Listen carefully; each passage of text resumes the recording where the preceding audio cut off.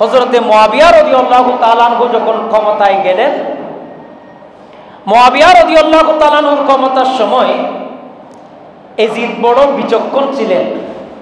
এজিদ বড় বিচক্ষণ ছিলেন, যার কারণে কিছু মানুষ এজিদকে ক্ষমতার লোভ ঢুকিয়ে দিল। কিছু মানুষ তার প্রতি জড়িত হলো, বললেন ইমাম হোসেনকে যে কোনো প্রকারে কম্প্রোমাইজ করে ক্ষমতাটা আপনি নিয়ে নেন, তাহলে ভালো হবে। কাকে ক্ষমতা নিতে বললেন? যে এজিদ চরম উপরের স্তরের একজন লম্পট ছিলেন। এজিদ মক্কা এবং মদিনার মধ্যে 10,000-এর মতো অনেক বুজুর্গ বান্দাদেরকে কতল করেছেন। মক্কা মদিনায় 3 দিন আজান বন্ধ করে দিয়েছেন। জোরে বলুন নাউজুবিল্লাহ। অনেক মহিলার জীবন নষ্ট করেছেন। ওনার নাম হচ্ছে এজিদ। আল্লাহ রসুল যাবার পরে এই দিন ইসলাম ধরে রাখার জন্য রসুল সৈয়দুনা সিদ্দিক আকবর, ফারুক আজম, উসমান যুন্নুরাইন, মৌলা আলী শেরে হুদা 7 জনকে খলিফা বানিয়ে দিয়েছেন। জোরে বলুন সুবহানাল্লাহ। এইভাবে করে সাহাবায়ে কেরাম রাসূল করিম সাল্লাল্লাহু আলাইহি ওয়াসাল্লামের পরে আল্লাহর নবীর দ্বীনের এই তাবলীগকে, আল্লাহর নবীর দ্বীনকে তারা প্রতিষ্ঠা করেছেন। রাসূল বলেন 30 বছর খেলাফত চলবে, 30 বছর পরে মুলকিয়ত আসবে। মুলকিয়ত মানে এক একটা দেশের এক একটা মানুষের নির্বাচিত সরকার আসবে। মানুষে নির্বাচন করে প্রতিনিধি বানাবেন, তিনাদের মাধ্যমে দেশ পরিচালিত হবে। আর এর আগে যেটা ছিল এটা আল্লাহর পক্ষ থেকে নির্বাচন করে পাঠানো হতো। সুবহানাল্লাহ বলেন। তাহলে যখন মুলকিয়তের ক্ষমতা শুরু হচ্ছে, মুলকিয়তের ক্ষমতা শুরুর সময় হযরতে আলী রাদিয়াল্লাহু তাআলা তিনার খেলাফতকে হযরতে মওলা হাসান রাদিয়াল্লাহু তাআলা কে দিয়ে গেলেন। হযরতে হাসান রাদিয়াল্লাহু তাআলা তিনি ইমাম হুসাইনের ভাই ছিলেন। হাসান এবং হুসাইন, আল হাসান ওয়াল হুসাইন সাইয়্যিদা শাবাবি আহলিল জান্নাহ।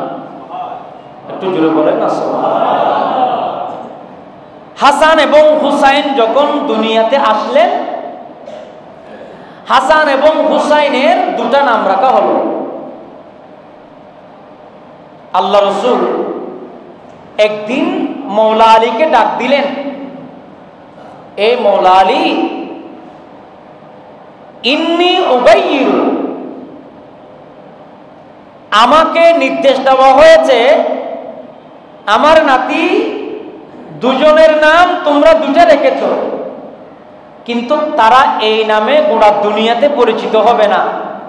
তাদের জন্য আল্লাহ জান্নাতি 2টা নাম সিলেক্টেড করে রেখেছে। এই নামটা আমি রাসূল নবুয়তের সাফরার মধ্যে গোপন করে রেখেছি, যাতে এই নাম কেউ রাখতে না পারে। তখন আল্লাহর নবী একজনের নাম দিলেন হাসান, আর একজনের নাম দিলেন হুসাইন।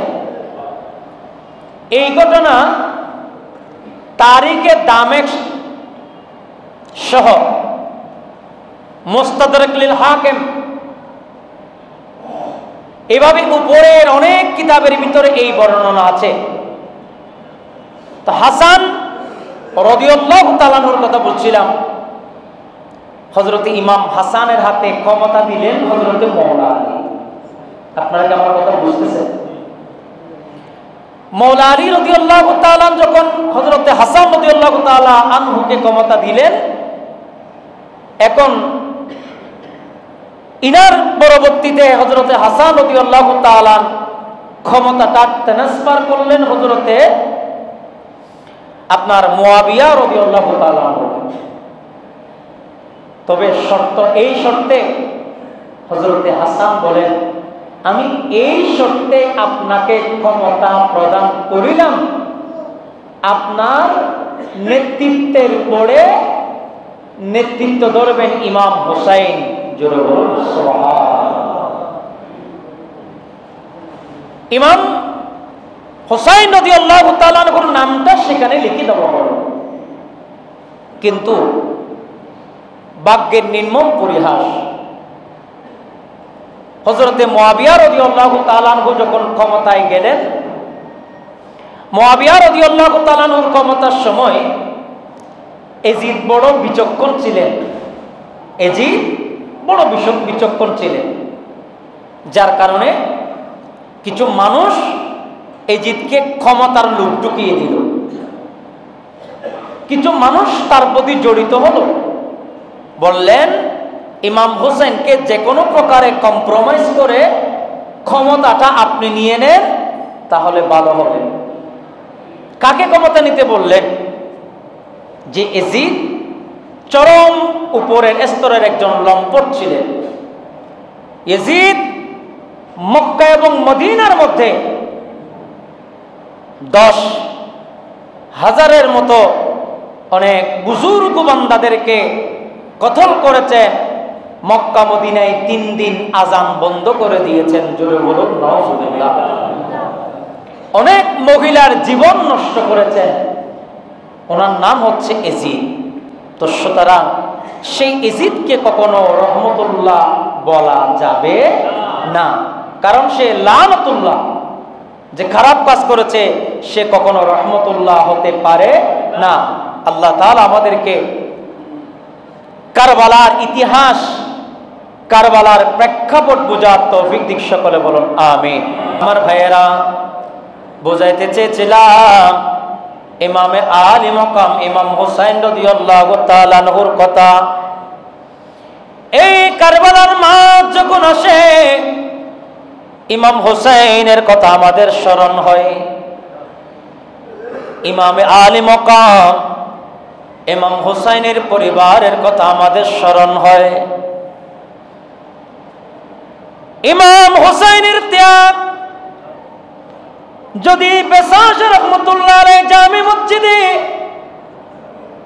30 দিন পর্যন্ত যদি মাহফিল করা হয়, 30 দিন যদি বক্তা দেওয়া হয়, তারা যদি কারবালার আলোচনা করতেই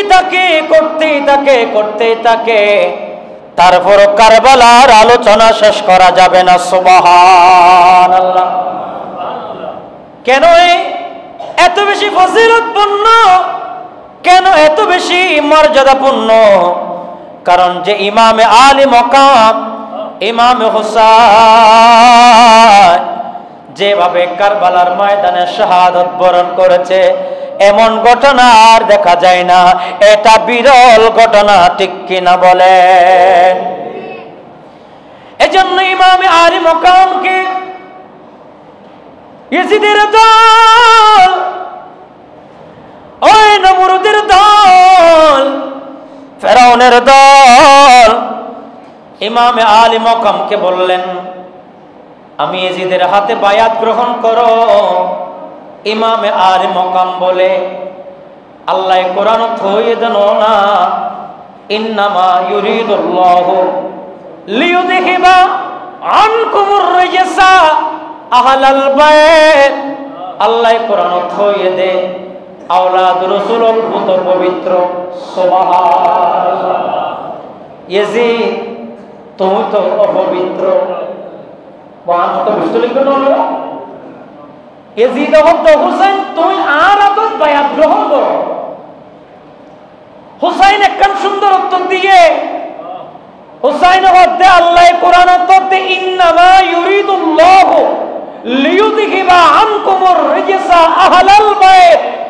আল্লাহ আওলাদ রাসূলরে ফুত পবিত্র রাখিবার লাই ইয়ান আল্লাহর মর্জি। আল্লাহ আওলাদ রাসূলরে ফুত পবিত্র কইছে। আয় সাইদি তুই এজিদ তো অপবিত্র। এজিদ তো আওলাদ রাসূল পবিত্র, অপবিত্র মানুষকে সাপোর্ট করতে পারে। এজন্য ইমামে আলী মাকাম হুসাইন দত্তহীন কণ্ঠে বলে, ও ইয়াজিদের দল, তুমি যদি আমি হুসাইনের গলার মধ্যে তরবারি চালাও, এই ইয়াজিদ শোনো শোনো, তুমি যদি আমাকে মেরে ফেলো, তারপরও ইমামে আলী মাকাম ইমামে হোসেন তোমার সে ক্ষমতাকে মেনে নেবে না। কারণ আল্লাহ এই দ্বীন ইসলামকে জিন্দা করার জন্য কতলে হোসেন আসল মে মর গয়ে यजीद है, ইসলাম জিন্দা होता है।